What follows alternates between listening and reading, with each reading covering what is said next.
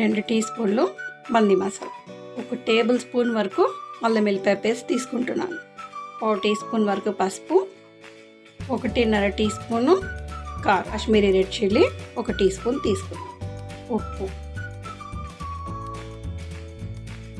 జీలకర్ర ధనియాల పౌడర్ అండి 1 టీ స్పూన్ తీసుకున్నాను.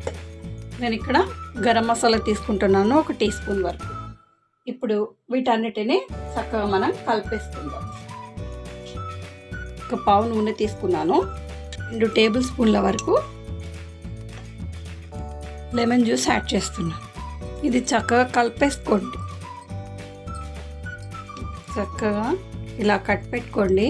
లెగ్ పీసులు ఉంటే ఇలా కలుపుకున్నాక దీన్ని 1 గంట వరకు అలా పక్కన పెట్టేసేయండి.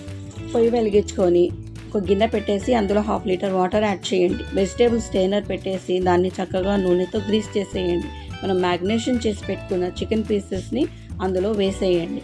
స్టీమ్ చేసుకుందాం. ఇలా స్టీమ్ చేసుకుంటే మనకు చికెన్ స్టాక్ వస్తుంది. ఆ స్టాక్ మనం రైస్లో యాడ్ చేసుకుందాం. ఇదిగో చూడండి ఇంత చక్కగా స్టీమ్ అయిపోయిందో చికెన్. ఈ స్టాక్ని మనం రైస్లో యాడ్ చేసుకుందాం. సైడ్లో పెట్టేసేయండి.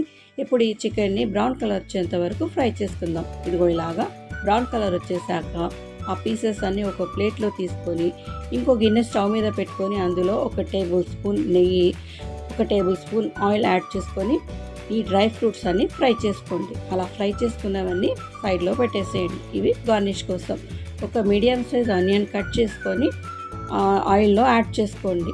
1 tablespoon ginger garlic paste, 1 teaspoon salt, కొత్తిమీర పుదీనా పేస్ట్ యాడ్ చేసుకొని బ్రౌన్ కలర్ వచ్చేంత వరకు ఫ్రై చేయండి. 1 బే లీఫ్ యాడ్ చేసుకోండి. ధనియా జీలకర్ర పౌడరు, మంది masala powder, red chilli, Kashmiri red chilli, turmeric 1/2 teaspoon turmeric, 1 teaspoon Kashmiri red chilli powder add చేసుకోండి. ఇందాక మనం ఫ్రై చేసుకుంటే వచ్చింది కదా మసాలా, ఆ మసాలా ఇక్కడ యాడ్ చేసుకోండి. 1 లెమన్ జ్యూస్ తీసేసిన. ఇప్పుడు చికెన్ స్టాక్ యాడ్ చేసుకోండి. ఇందాక మనం స్టీమ్ చేస్తే వచ్చింది కదా ఆ స్టాక్. 1 గ్లాస్ రైస్ తీసుకుంటే 2 గ్లాస్ వాటర్ తీసుకొని ఇదిగో ఇలాగా యాడ్ చేసుకోండి. ఇందులో రుచికి సరిపడా సాల్ట్ యాడ్ చేసుకోండి.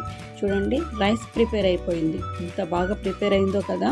చాలా టేస్టీ యమ్మీ మంది మనం ఇంట్లోనే ఈజీగా ప్రిపేర్ చేసుకోవచ్చు.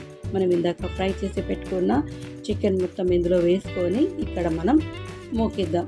స్మోకీ ఫ్లేవర్తో చాలా టేస్టీగా యమ్మీగా మంది ప్రిపేర్ అయిపోయింది. మీరందరూ తప్పకుండా ట్రై చేయండి. Like, share, comment, subscribe. Thank you.